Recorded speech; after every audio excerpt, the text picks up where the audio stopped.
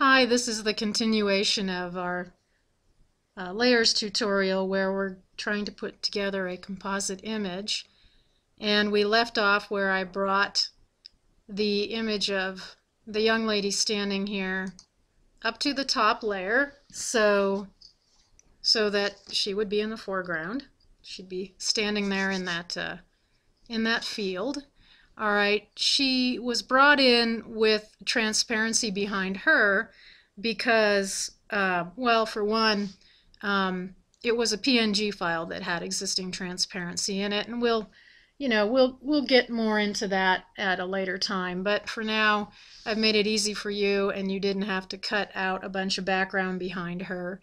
She's all good to go, other than that you might need to resize her. So you can, if let's say I'm going to make her a little bit smaller, maybe I don't want her to be that large in the foreground, so I can go over here to the toolbox and find the icon for the scale tool. Okay, that's right here, and I click on that and then click once on her, and then I get some menu options where I would choose to link the width and the height when I scale.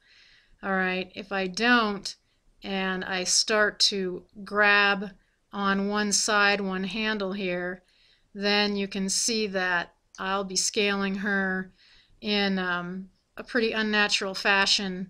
And if there was some good reason to do that for whatever you're scaling, then by all means leave this unlinked. I'm going to click reset. Okay, that's going to put her back to the way she was. So if I click right here where there's like this little chain link that is broken in the middle, then okay, you click it and it's no longer broken. Okay, it's linked back together. So then if I go back to her and I start click with the left mouse button and start dragging, then we'll see that she scales larger or smaller. And I'm just going to stop there for now, and I'm going to click the button here for scale. And maybe, I don't know, maybe I'll stop there. So probably put her a little more in the foreground. I'm going to click on the Move tool. Again, you might want to verify that your Move the Active Layer is the selection, and click on her and put her a little further down, okay, so she's more in the foreground. Now as far as this outline, I can go into View, okay, and I can uncheck this Show Layer Boundary, and then I don't have to see that around her, so I can maybe more clearly see what she's going to look like. If I wanted to possibly erase a little bit here so that she looks like maybe her feet are a little bit more in the ground, and you have to experiment with this. I'm going to zoom in, choose the zoom tool, and now it looks pretty pixelated because we zoomed in, but that's okay. I wanted to be able to see this well. Choose the eraser, probably step down on my size there. That still might be a little bit too big, but she already has a transparency, as I mentioned. I'm going to see if this works.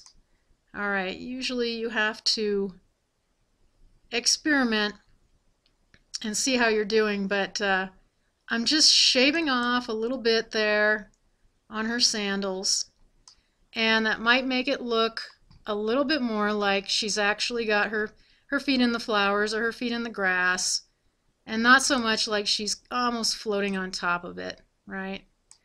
And sometimes it takes a little trial and error. But I'm going to zoom back out. Okay, so that's not too bad. You know, it doesn't look so much like her toes are cut off. It looks like she's probably just that the flowers are covering. Okay, if it would have seemed like taller grass, I might have even been able to erase all the way up to her ankles. All right. And you could experiment with that kind of thing as well, because if you needed to, you can always undo. Okay, and next we're going to put a tree in here and resize that. So again, I'm going to go over here to the Layers menu, And I did bring in already that one tree, and I'm going to drag this up to, I'm even going to drag it up to the very top. Okay, it's very large, it doesn't fit in here, we're going to have to resize it. And right now it's in front of her, so we're probably going to change that too. But for now, I'm going to scale this tree. Okay, click on the scale tool, click on the tree. I'm going to verify that this is linked so that I retain the proportions of this tree. Okay, and I'm going to click with the left mouse button and get this down to a more reasonable size, and then click scale. Alright, choose the move tool, right? And get this tree up here. Okay. Okay, so now this might seem, I don't know, too small. Maybe I do need a bigger tree in the foreground, and I could do that too. You can bring in several different types of trees and make copies of them. Let me move this one, for example, over to here.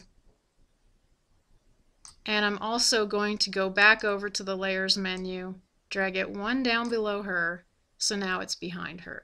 Okay? And let me go to File, Open, and let me have a look. Going back to that choice of images, palm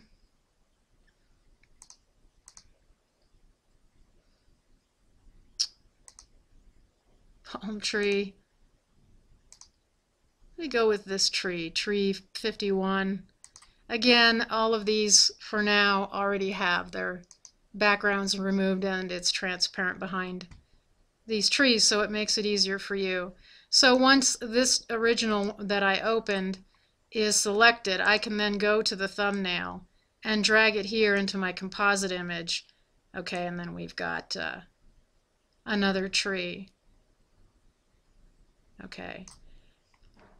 And we could even experiment with putting that tree in front of her. Yeah, this one's probably not going to do what I hoped for it to do, but that's okay. Let me try scaling and even unlink this. Let me try making this tree taller now. Since I'm scaling it larger, that can be a problem. It can make it look pixelated and blurry, but that's okay. I'm just showing you basically the kinds of things you can do. So I've scaled this tree. Click scale.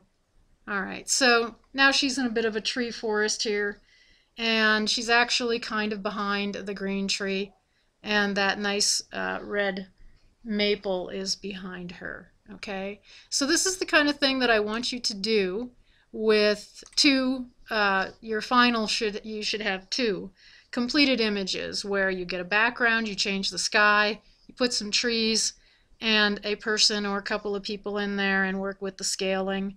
And if you don't like the choices that I provided, if you feel like you want to go on the internet and try some other images, stick with that 800 by 600 pixel.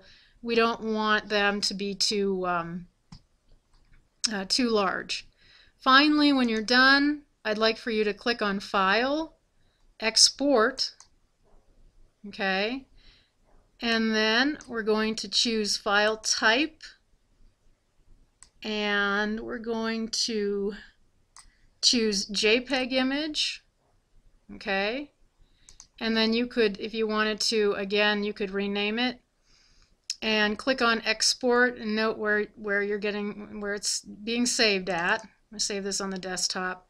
Click Export, and what that's going to do, here, we can change the quality to 80, and this is more, I'm stepping down the quality so the file isn't too large in the Moodle Classroom, and click on Export.